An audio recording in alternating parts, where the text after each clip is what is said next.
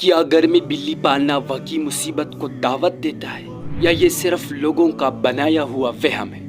کیا اس بارے میں اسلام نے کوئی واضح حکم دیا ہے؟ آج ہم جانیں گے بلی پالنے کے حقیقت، فائدے، نقصانات اور دینی پہلو، ایسے باتیں جو آپ نے شاید پہلے کبھی نہ سنی ہو۔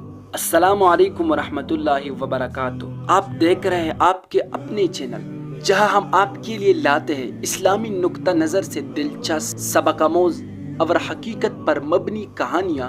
اگر آپ ہمارے چینل پر نئے ہیں تو ہمارے چینل کو ضرور سبسکرائب کریں تاکہ علم اور ایمان کی یہ روشنی آپ تک ہمیشہ پہنچتی رہے۔ دوستو، بلی ایک نہایت پیاری اور نرم دل مخلوق ہے۔ تاریخ میں بلی کو ہمیشہ ایک خاص مقام حاصل رہا ہے۔ آپ نے شاید سنا ہوگا کہ حضور صلی اللہ علیہ وآلہ وسلم کے ایک صحابی حضرت ابو ہریرہ رضی اللہ عنہ بلیوں سے بے حد محبت کرتے تھے اور اسی وجہ سے ان کا لقب ہی ابو ہریرہ پڑ گیا تھا۔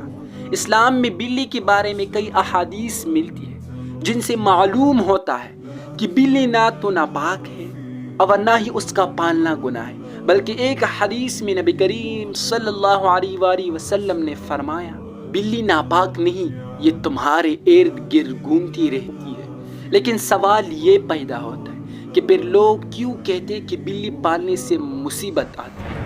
اصل میں یہ عقیدہ صدیوں پرانی جاہلانہ روایت اور توہم پرستی کا حصہ ہے۔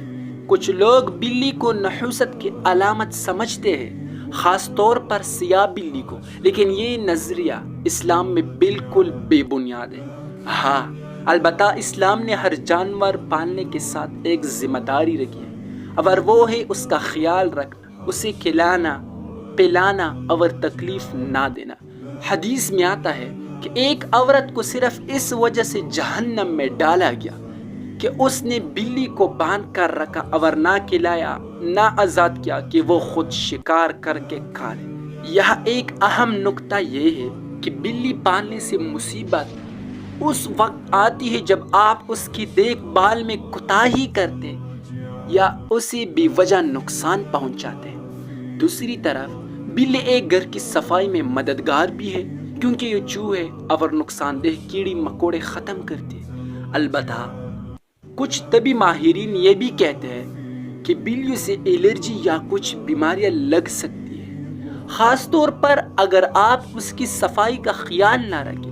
اس لیے اگر آپ بلی پالنا چاہتے ہیں تو اس کے باقاعدہ صفائی، ویکسینیشن اور خوراک کا انتظام ضرور کریں۔ دوستو، بلی پالنا اسلام میں بالکل جائز ہے، بلکہ یہ آپ کے اندر رحم دلی اور اللہ کے مخلوق سے محبت کا جذبہ پیدا کرتا ہے۔ لیکن اس کے ساتھ ذمہ داری بھی آتی ہے۔ مصیبت تب آتی ہے جب ہم اپنی ذمہ داری بھول جاتے ہیں۔ اس لیے اگر آپ بلی پالیں تو اسے اللہ کی ایک امانت سمجھ کر رکھیں، تاکہ یہ آپ کے لیے دنیا و آخرت دونوں میں باعث رحمت بنے، نہ کہ وبال جان۔ اگر آپ کو یہ ویڈیو پسند آئی ہو تو لائک اور سبسکرائب کریں اور کمنٹ میں اپنے رائے ضرور بتائیں۔ اللہ حافظ۔